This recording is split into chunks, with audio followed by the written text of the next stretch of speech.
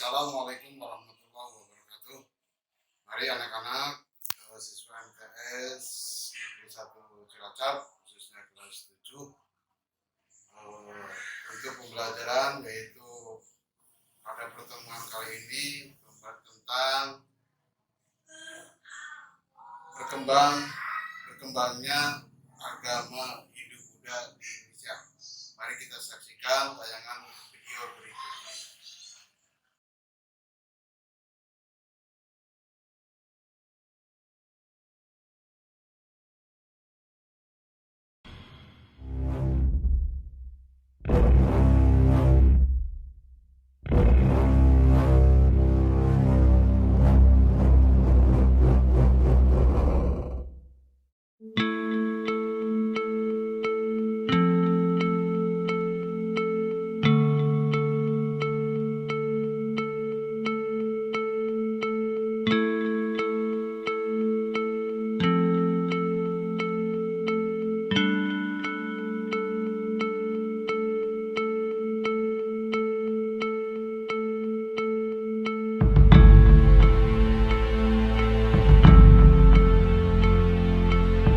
Agama Hindu-Buddha disebarkan oleh kaum Brahmana atas undangan bangsa India yang tinggal di Indonesia untuk menyebarkan ajaran Hindu-Buddha.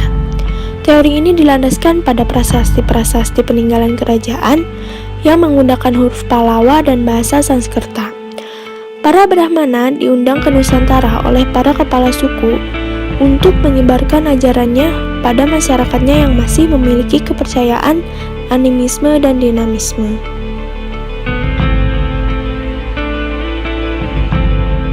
Teori ini beranggapan yang berperan dalam proses masuknya agama Hindu-Buddha di Indonesia adalah golongan prajurit atau kaum ksatria. Di awal abad kedua Masehi, kerajaan-kerajaan di India mengalami keruntuhan karena perebutan kekuasaan. Penguasa dari golongan ksatria yang kalah perang pun melarikan diri ke Nusantara. Di Indonesia, mereka pun mendirikan koloni dan kerajaan-kerajaan barunya yang bercorak Hindu-Buddha. Dalam perkembangannya, mereka pun menyebarkannya kepada masyarakat lokal dan Nusantara. Teori Vaishya menyatakan bahwa agama Hindu-Buddha dibawa oleh golongan Vaishya atau pedagang yang merupakan golongan terbesar masyarakat India yang berinteraksi dengan masyarakat Nusantara. Karena pada saat itu pelayaran sangat bergantung pada musim angin, maka dalam beberapa waktu mereka akan menetap di Kepulauan Nusantara hingga angin laut yang akan membawa mereka kembali ke India berhembus.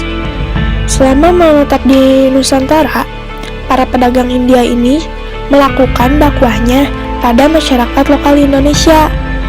Jadi, para pedagang India telah memperkenalkan kebudayaan Hindu-Buddha saat melakukan perdagangan.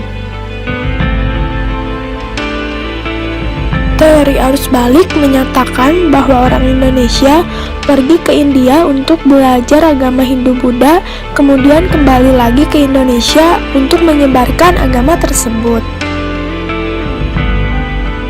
Teori Sudra menjelaskan bahwa penyebaran agama dan kebudayaan Hindu-Buddha diawali oleh kaum Sudra atau budak yang berimigrasi ke Nusantara. Mereka menetap dan menyebarkan pada masyarakat pribumi hingga terjadi perkembangan terhadap kepercayaan mereka.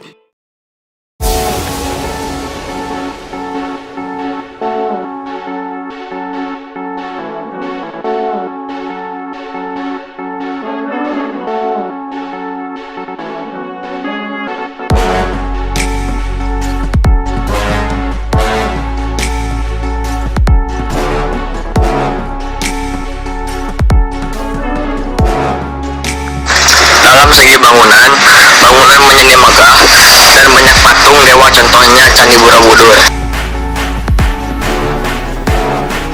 Dalam segi sastra dan aksara, contohnya ada pada kitab Ramayana dan Mahabharata, juga prasasti dalam huruf Nagari atau India dan Bali kuno Indonesia. Pada bidang sistem kepercayaan, candi sebagai tempat penyimpanan abu jenazah raja dan pemujaan roh nenek moyang. Di Kutai, raja memiliki kekuasaan gaib, maka oleh rakyat dipandang dekat dengan kerajaan raja disembah, dan jika meninggal rohnya dipuja-puja. Itu pengaruhnya terhadap sistem pemerintahan.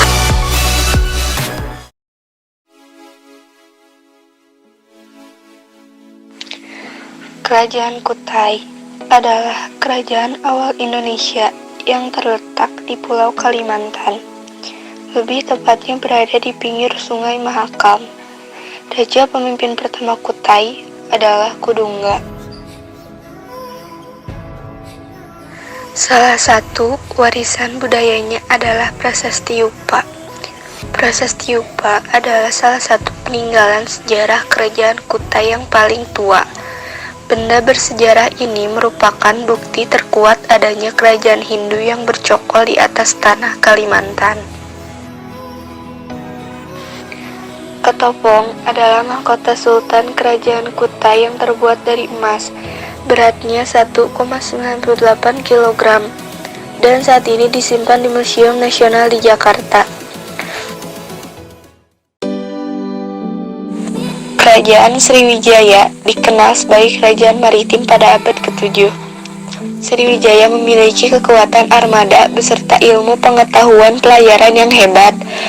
Berkembang di daerah perairan Sungai Musi, wilayah Palembang masa kini, berdiri pada abad ke-7.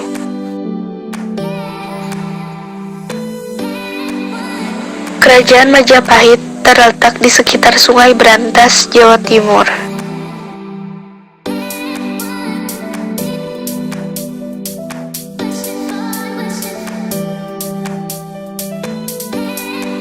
Peninggalan budaya Majapahit yang pertama adalah Candi Sukuh. Candi Sukuh terletak di Desa Berjo, Kecamatan Ngargoyoso, Karanganyar, Jawa Tengah. 36 km dari Surakarta atau 20 km dari Karanganyar. Saat masuk ke pintu utama dan melewati gapura besar, maka bentuk arsitektur khas tidak disusun secara tegak lurus, akan tetapi berbentuk sedikit miring trapesium, lengkap dengan atap pada bagian atasnya.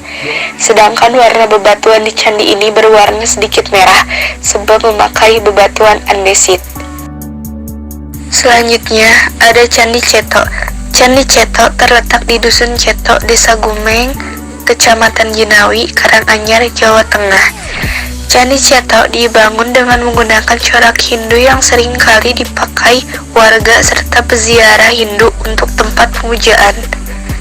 Tempat ini juga sering dijadikan tempat untuk bertapa bagi masyarakat kejawen asli Jawa.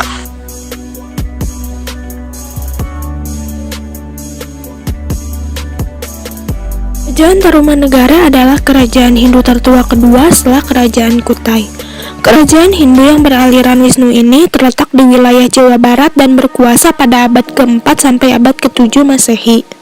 Salah satu peninggalan budaya kerajaan ini adalah Prasasti Ciarunten yang ditemukan di tepi Sungai Ciarunten, yakni dekat Sungai Cisandane, Bogor. Di dalamnya menyebutkan nama Tarumanegara, Raja Purnawarman, dan lukisan sepasang kaki yang diyakini sama dengan telapak kaki Dewa Wisnu.